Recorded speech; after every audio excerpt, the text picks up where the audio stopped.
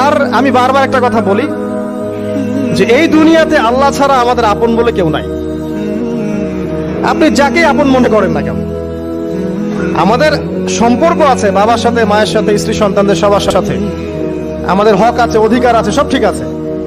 বিশ্বাস করেন আল্লাহ ছাড়া আপন বলে আপনার কেউ নাই। এই যে গার্লফ্রেন্ডকে আপন মনে হয়, এরা আপন না। স্ত্রী সন্তানদেরকে খুব আপন মনে হয়, আপনার মৃত্যুর পর 40 দিন সময় লাগবে না সব ভুলে যেতে।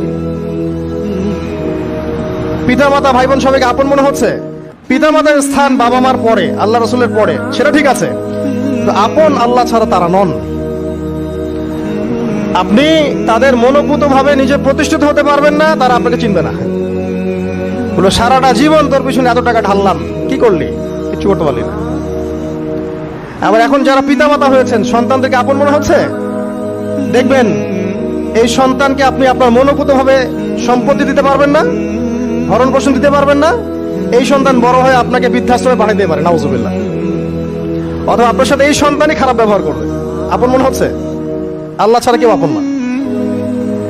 আল্লাহ ছাড়া আপন কেউ না। আর আল্লাহ ছাড়া সত্যিকার অর্থে আপনাকে আমাকে ভালো কেউ বাসে না। শুধু আল্লাহই আপনাকে ভালোবাসে। এটা আপনারা হারে হারে উপলব্ধি করবেন যত দিন যাবে ইনশাআল্লাহ। তাই শুধু সেই আল্লাহর জন্যই নিজেকে খালেস করে দেন, আর যার যার হক তাকে তাকে দিয়ে দেন।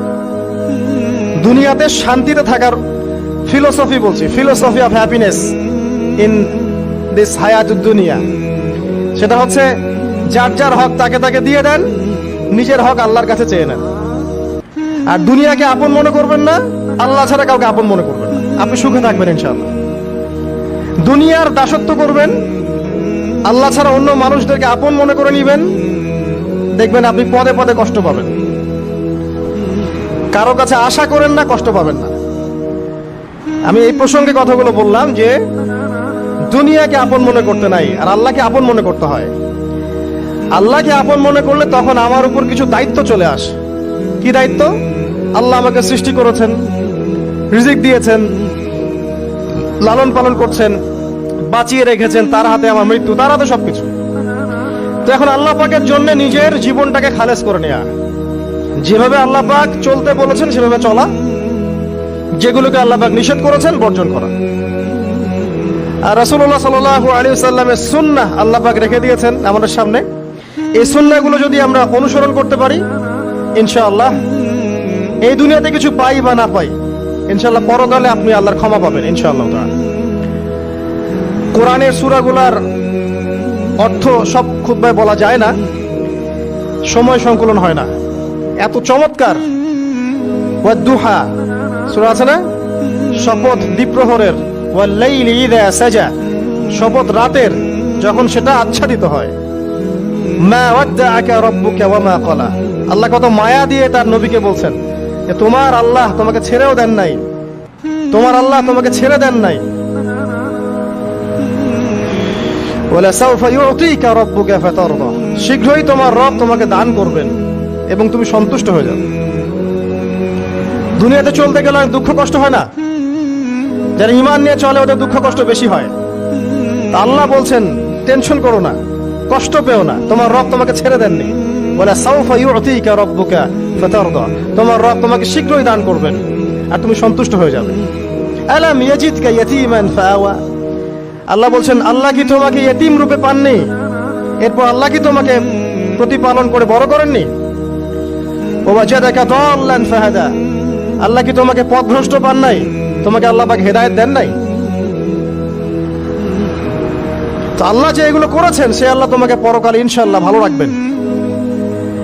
ফাআম্মাল ইয়াতীমা ফালা তাকহার, তো তুমি ইয়েতিমদের প্রতি কঠোর হয়ো না। ওয়াম্মা সাইলা ফালা তানহার, কেউ চাইলে তার হাতকে খালি ফিরিও না, ধমক দিও না। ওয়াম্মা বিনিআমাতি রাব্বিকা ফাহাদ্দিস, তোমার রবের এই সমস্ত নিয়ামতগুলো তুমি মানুষের কাছে বর্ণনা করতে থাকো। এর পরের সূরার দিকে খেয়াল দেখবেন, সূরা আলাম নাশরাহ লাকা সাদরাক, মনে হয় দুটো একটা আরেকটার সাথে পেয়ার। আলাম নাশরাহ লাকা সাদরাক, আমি কি তোমার হৃদয়কে প্রশস্ত করে দেই নাই? ওয়াদা'না আনকা ওয়িজরাক, তোমার বোঝাগুলো হালকা করিনি? কাকে বলছেন এগুলো আল্লাহ পাক?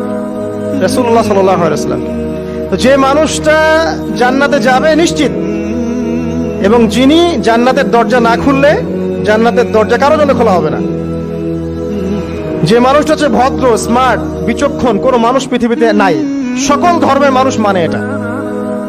কিছু আছে শয়তান, মানুষ টুবি শয়তান, এরা মানে না, বাট দেখবেন ম্যাক্সিমাম মানুষই মানে। হোক সে ইহুদি বা খ্রিস্টান বা হিন্দুইজম বা মুসলিমরা তো মানেই, সবাই মানে। এই মুহাম্মদ সাল্লাল্লাহু আলাইহি ওয়াসাল্লামের মতো স্মার্ট, বিচক্ষণ, ভদ্র, সুচরিত্রের মানুষ পৃথিবীতে কোনোদিন আসেও নি, আসবো না। তো সেই নবীর জীবনটা আপনি পড়ে দেখবেন, আর রাহিকুল মাকতুম বইটা, যে চড়াই আর উতরাই, খালি দুঃখ, কষ্ট, যন্ত্রণা, লাঞ্ছনা, কন্টিনিউয়াসলি। আমাদের নবী সাল্লাল্লাহু আলাইহি ওয়াসাল্লাম তো 1 মাস শান্তিতে ঘুমানো নাই নবী হওয়ার পরে। যখন তিনি মারা যান, ফাতিমা রাদিয়াল্লাহু আনহার কথা মনে আছে না? কানে কানে কি জানি বললেন। তখন আমাদের নবী একটা কথা বলেছিলেন, আমি এই বয়সে সে কথাটা বুঝি, মাদ্রাসা লাইফে, ইউনিভার্সিটি লাইফে বুঝিনি। নবীজি বলেছিলেন তার মেয়েকে, ফাতিমা রাদিয়াল্লাহু আনহা তার কষ্ট দেখে কান্নাকাটি শুরু করলেন। আমাদের নবীজি তাকে কাছে ডেকে বললেন কানে কানে যে কি জানি একটা বললেন। তারপর ফাতিমা রাদিয়াল্লাহু আনহা চুপ করে গেলেন। তো পরে জিজ্ঞাসা করা হলো কি বলেছিলেন, তিনি বললেন আল আব্বাজান বলেছেন আজকের পর তোমার আব্বার কোনো কষ্ট থাকবে না, আর তুমি আমার পরিবারের মধ্যে সবার আগে আমার সাথে সাক্ষাৎ করবে। এই যে আজকের পর আমার আব্বার আর কোনো কষ্ট থাকবে না, এর মানে বোঝেন, মানে সারাটা নববী জীবন কত যে কষ্ট নবী সাল্লাল্লাহু আলাইহি ওয়াসাল্লামকে সহ্য করতে হয়েছে। আজকে জান্নাতে যাওয়ার দিন, আজকে আর তোমার আব্বার কোনো কষ্ট থাকবে না। এই মানুষটার যদি এই অবস্থা হয়, তাহলে আমরা কি? আল্লাহ পাক সেই মানুষটাকে এই সূরা দুটো শোনাচ্ছেন, আমি কি তোমাকে এতিম পাই নাই, তোমাকে পথভ্রষ্ট পাই নাই, হেদায়েত দেই নাই, ভরণ পোষণ করিনি, আমি আল্লাহ তোমাকে ছেড়ে দেই নাই, শীঘ্রই তোমাকে দান করব, হ্যাঁ, তোমার বোঝাকে আমি হালকা করিনি। ফাইন্না মাআল উসরি ইউসরা, ইন্না মাআল ইউসরি ইউসরা। কষ্টের সাথেই স্বস্তি আছে, নিশ্চয়ই কষ্টের সাথেই স্বস্তি আছে। ফাইদা ফারাগতা ফানসাব ওয়া ইলা রাব্বিকা ফারগাব। যখন তুমি অবসর পাবে তখন তোমার রবের দিকে একনিষ্ঠ হও। এটাই বলতে যাচ্ছি আমি আপনাদেরকে, যে আমাদের উচিত শুধু আল্লাহর দিকে একনিষ্ঠ হওয়া। তাদেরকে নিয়ে এই দুনিয়া, আমাদের মা বাবা, ভাই বোন, আত্মীয় স্বজন, স্ত্রী সন্তান, এরা সবাই যে যার হক চাচ্ছে। তাদের হক দিয়ে দেন, আপনি খুব ভালো। দিতে পারবেন না, আপনি ভালো না। সারাটা জীবন করতে থাকেন, দেখবেন একদিন দিতে পারেন নাই, সে আপনাকে চিনবে না। নবী সাল্লাল্লাহু আলাইহি ওয়াসাল্লাম বলেননি কথাগুলো? জাহান্নামে যাওয়ার কারণ এগুলো উল্লেখ করেন নাই?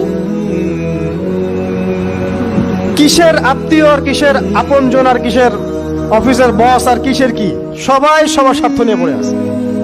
শুধু একজন সত্তা আপনার কাছে স্বার্থ চায় না, সে কে? আল্লাহ পাক। এটা যদি বুঝতে পারেন তাহলে দেখবেন মনটা আল্লাহর দিকে নরম হয়ে যাবে। আর মুসলিমদের এখন এই মানসিক আত্মশুদ্ধিটা বেশি দরকার।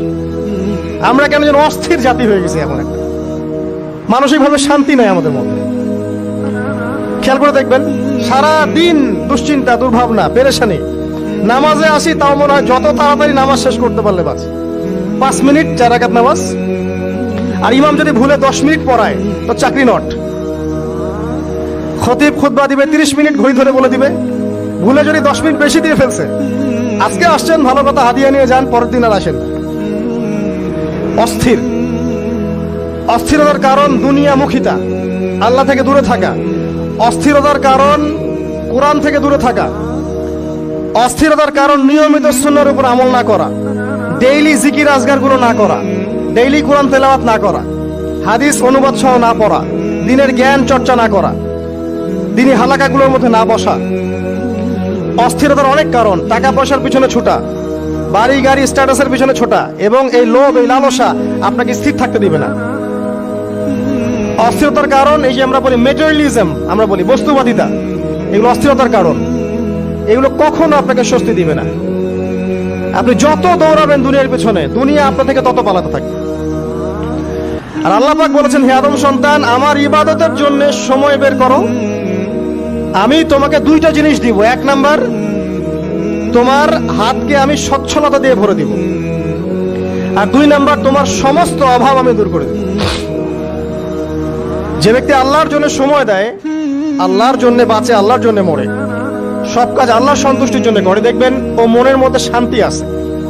হয়তোবা তার 5 তলা 10 তলা বাড়ি নাই, BMW নাই, সুজুকি জিক্সার নাই, তারপরে দেখবেন সে অনেক শান্তিতে আছে, কারণ তার মনের মধ্যে একটা প্রশান্তি কাজ করে। আর যে ব্যক্তির মধ্যে দেখবেন আল্লাহর কনসিয়াসনেস নাই, ইবাদত নাই, কোরআন সুন্নাহ এগুলো কিচ্ছু নাই, দুনিয়ার সব আছে, দেখবেন ব্যাংক ব্যালেন্স, টাকা পয়সা, মনের শান্তি নাই। এই মনের শান্তিটাকেই উসমান রাদিয়াল্লাহু আনহু বলতেন যে আল গিনা মানে ধনাঢ্য, ধনী বলি না আমরা, এটাই হচ্ছে ধন, কিছু না।